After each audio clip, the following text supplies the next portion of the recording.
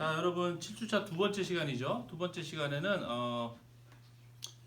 우리가 이제 학기 초에 그 전략에 대해서 한번 이야기한 적이 있던 것 같아요. 전략을 구분하는 그 전체적인 틀을 이야기했을 때 기업 수준의 전략, 사업부 수준의 전략, 기능별 수준의 전략을 이야기했는데 오늘 이 시간하고 다음 주 첫 시간까지는 두 번째인 사업부 수준의 전략에 대해서 이야기를 할 건데 사업부 수준의 전략은 결국 현재 시장 마켓에서의 마케팅 전략과 같은 거예요. 그죠? 마케팅 전략이죠. 그래서 이런 거죠. 사업부 수준의 전략은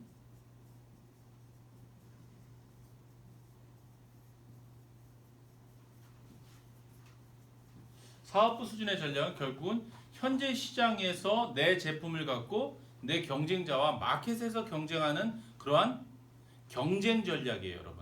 다시 말해서 전략의 성격이 이기기 위한 경쟁 전략인 거예요. 얘는 이기기 위한 경쟁 전략이죠. 마켓에서, 시장에서, 그죠?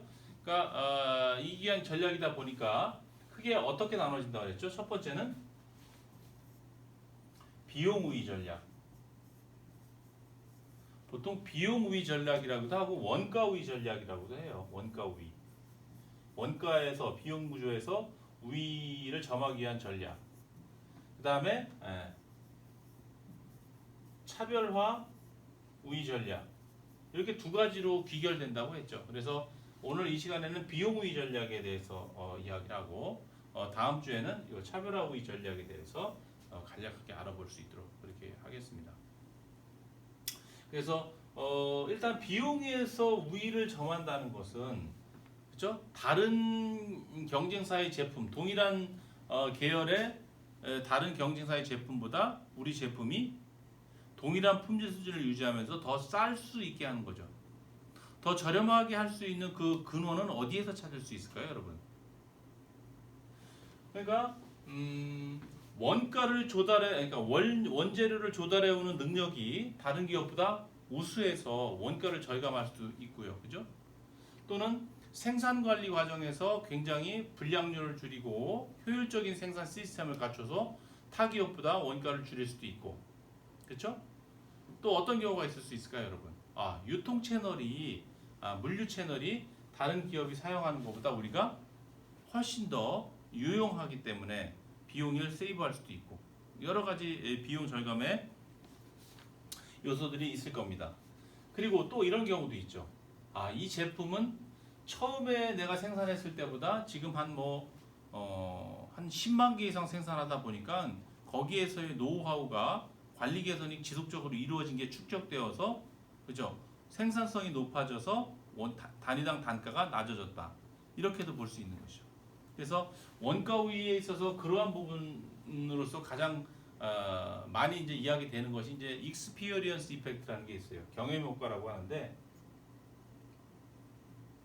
경험 효과.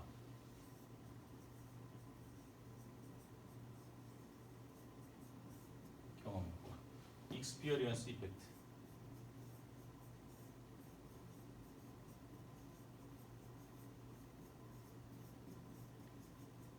자, 경험 효과는 언제 생기는 거냐면 여러분 특정 제품을 많이 생산해야 돼요. 많이.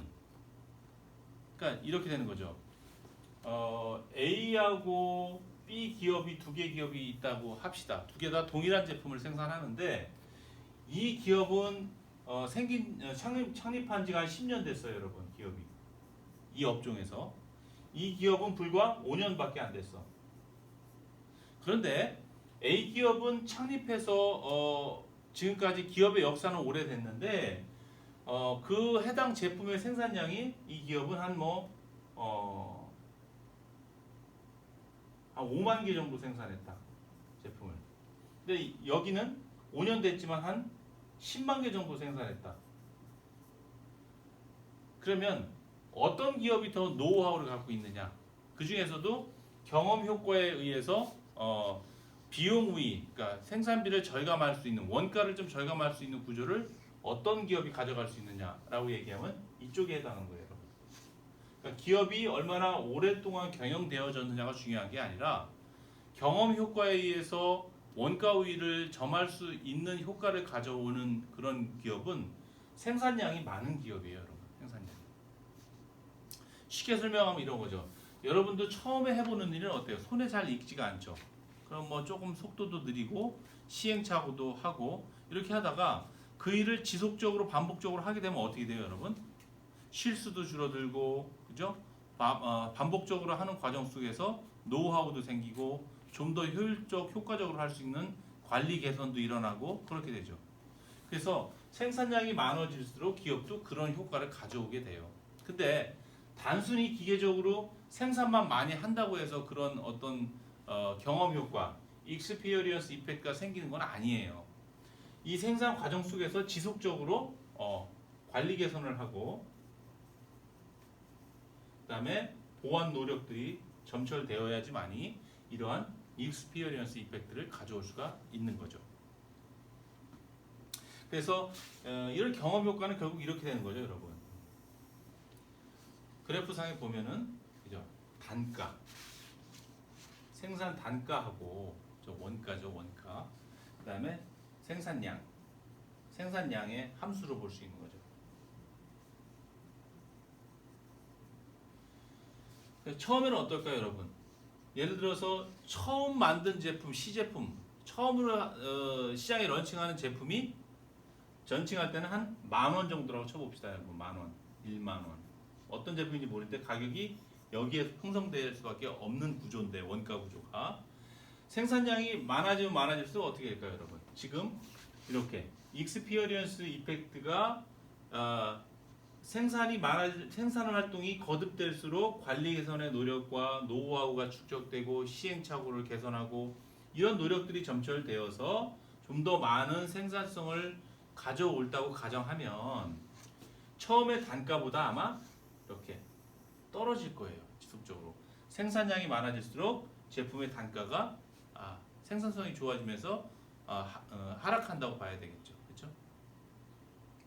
그래서 이러한 기업별로 자기 기업의 익스피리언스 이펙트, 경험 효과를 잘 알고 있는 기업이 있다면, 그죠? 시장에서 전략적으로 활용이 가능하겠죠. 이런 거죠. 야, 우리 기업은 새로운 제품을 처음 생산하기 시작해서 약 10만 개 정도를 생산한 시점이 되면 최초에 생산했을 때의 단가의 절반 정도, 5,000원 정도, 50% 정도 다운되는 효과가 10만 개 정도가 임계점이더라. 우리는 신제품을 개발해서 생산을 시작해서 10만 개 생산을 돌파하게 되면 처음 생산할 때의 단가보다 50%가 적어지더라. 이런 정확한 통계 수치를 가지고 있다면 이 기업은 시장에서 어떤 전략을 구사할 수 있을까요, 여러분? 원가에 의한 전략을 구사할 수 있어요. 자, 지금 개발 초기라 10,000원에 원래는 시장에 판매를 해야지만이 수지타산이 맞는데 우리가 가만히 보면 지금 10,000원에 출시하면은 다른 기업보다 우리가 경쟁력이 없을 것 같아. 신제품이고 비슷한 제품들이 있으니까. 그럼 차라리 우리가 초기 제품이고 하니까 가격을 좀 낮게 해서 소비자들을 끌어들일까? 유인할까? 지금 10,000원을 받아야 되지만 우리가 조금 손해를 보더라도 5,000원에 우리가 출시를 하자. 그러면 원가 우위에 의해서 우리가 아마 초기 수요를 많이 확보하고 지속적으로 그죠? 시장의 마켓시어를 확대할 수 있을 것이다. 매출 증대에 효과를 얻을 것이다. 우리 제품은 시장 초기이니까 수익성보다는 우리 제품을 많이 알리고 시장의 점유율을 높이는 게 중요하지 않을까? 이렇게 되겠죠.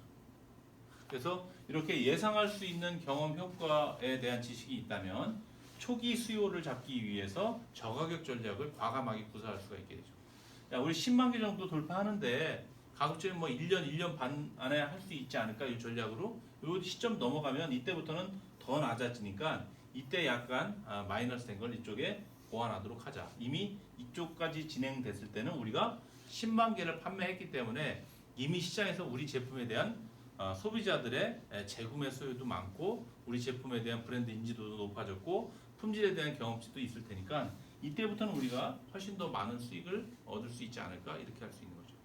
처음부터 경험 효과를 알 수 있다면은 원가 우위 전략에 의한 저가격 전략을 과감하게 추진할 수 있게 되더라라는 거예요. 그래서 이런 부용 우위를 전략적으로 활용할 수 있는 그런 여건이 될 수가 있겠죠. 이런 경험 효과의 사례를 하나 예를 들어 보면 예전에 포드 자동차가 미국에서 포드 자동차가 모델 T라는 자동차를 생산했어요. 처음에 생산할 때 1900 모델 자동차 이름이 T예요. T 모델 T. 그러니까 이게 처음에 생산된 게 1909년이네.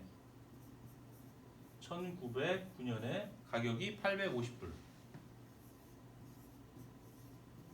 그렇죠. 자동차가 처음 태어난.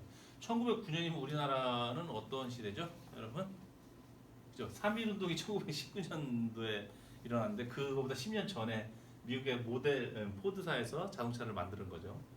근데 이게 한 17년 정도 똑같이 생산을 했어요. 17년. 그러니까 1926년 되니까 이 가격이 얼마가 됐냐면 여러분 260불. 처음에는 850불에 판매가 됐던 게 1926년 약 17년 정도가 경과가 되니까 이 단일 모델을 17년 동안 반복 생산을 하다 보니까 그죠? 생산 단가가 3배 이상으로 떨어진 거예요. 다시 말해서 경험 효과에 의해서 그죠? 생산성이 증대된 거죠. 동일한 생산 요소를 투입해도 이때보다는 3배나 생산량이 더 많아진 거예요. 그러니까 3배 이상으로 가격이 다운될 수가 있었죠. 그렇죠? 이게 바로 경험 효과를 증명하는 거죠. 근데 아이러니하게 여러분, 아이러니하게 1926년에 GM에서 경쟁사인 GM에서 쉐보레라는 브랜드를 만들게 됩니다. 우리나라에도 쉐보레 많이 돌아다니죠. 그 쉐보레가 이때 만들어진 거예요. 1926년도에. 쉐보레에서는 이때 뭐 포드의 모델 T가 미국 자동차 시장에서는 뭐 거의 독점 기업 비슷했죠. 그죠? 압도적인 시장 점유율을 확보하고 있었고 17년 동안 생산을 해서 단가도 낮췄고 그죠? 근데 쉐보레에서는 이때 자동차 시장을 마켓을 잘 파악한 거예요. 조사를 해보니까 그동안에 자동차는 이게 이제 사용해왔는데 이제 소비자들이 자동차 자체의 기능성은 이제 다들 많이 경험했고 하기 때문에 이제는 자동차에 대해서 다른 욕구가 있다 시장에서. 왜 자동차는 요 단일 디자인이어야 되는지, 색깔은 다 왜 검은 색상이어야만 되는지, 좀 더 수려한 디자인은 없을까? 이렇게 각진 네모 반듯한 이런 거 말고 좀 유선형으로 된 수려한 디자인의 색상도 좀 빨간색, 노란색 컬러가 좀 있으면 좋겠고 안에 선택할 수 있는 옵션도 좀 있어서 나는 뭐 가죽 시트를 원하고 누구는 뭐 좀 직물 시트를 원하고 나는 어떠한 편의 장치를 더 원하고 이런 옵션들도 있을 수 있지 않을까? 이런 생각을 하면서 쉐보레의 자동차가 나오게 됩니다.